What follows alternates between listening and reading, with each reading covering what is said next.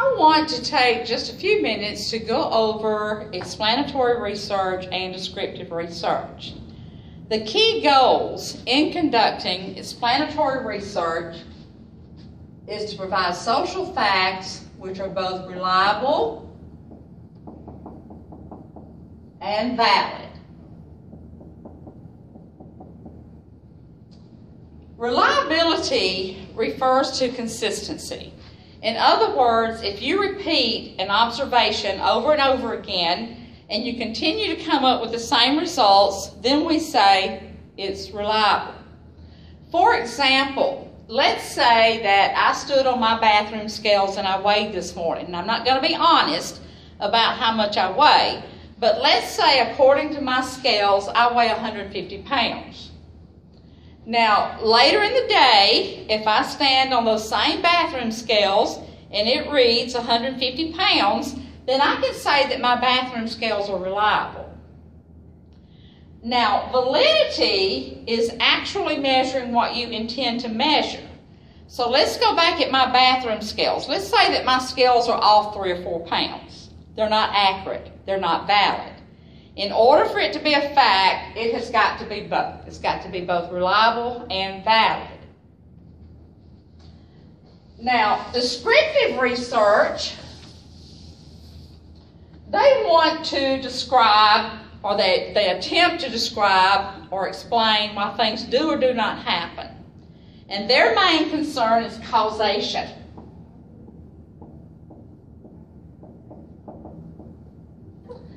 Now, class, when a researcher goes out and begins to conduct descriptive research, they have got to try to identify as many variables as they possibly can. All a variable is something that you measure.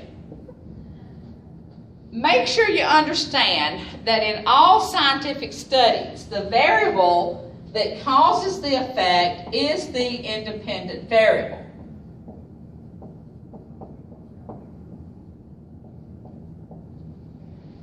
The variable that is affected by the independent variable is the dependent variable.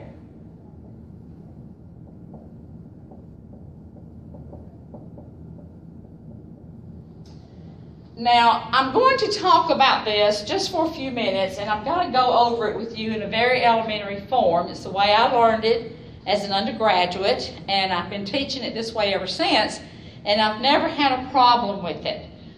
So let's say that we've got a graph that looks something like this. I'm interested in studying lung cancer. So I've got to go out and find as many independent variables as I possibly can that causes lung cancer. What are some of the causes? Smoking, secondhand smoke, asbestos. We can go on and on and on with some of the causes of lung cancer. When we think of independent, someone that's independent, someone that can stand on their own 2 feet.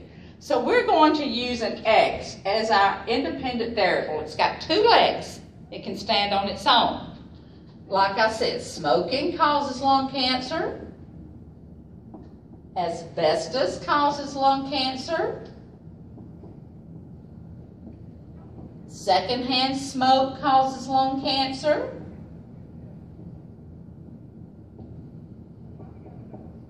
And like I said, we can continue on with different variables that may be a cause of lung cancer.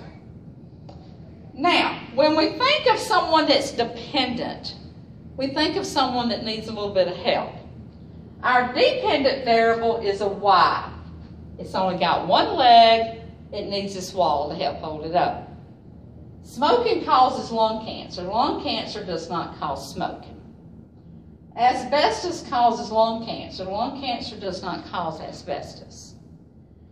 Now, to give you another scenario, let's say that we're interested in looking at the viewing of violence in the media and maybe later aggression among adolescents. Which one would be the independent variable?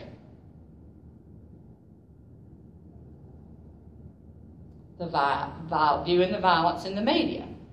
causes aggression. Aggression does not cause the viewing of violence in the media. Another one, let's say that we're interested in lifetime income and education. Which one would be the dependent variable? It would be lifetime income. So class, when you have a real scenario on your test, if you have any problem identifying your independent or your dependent variable, just think back at this little graph, and it should help you tremendously.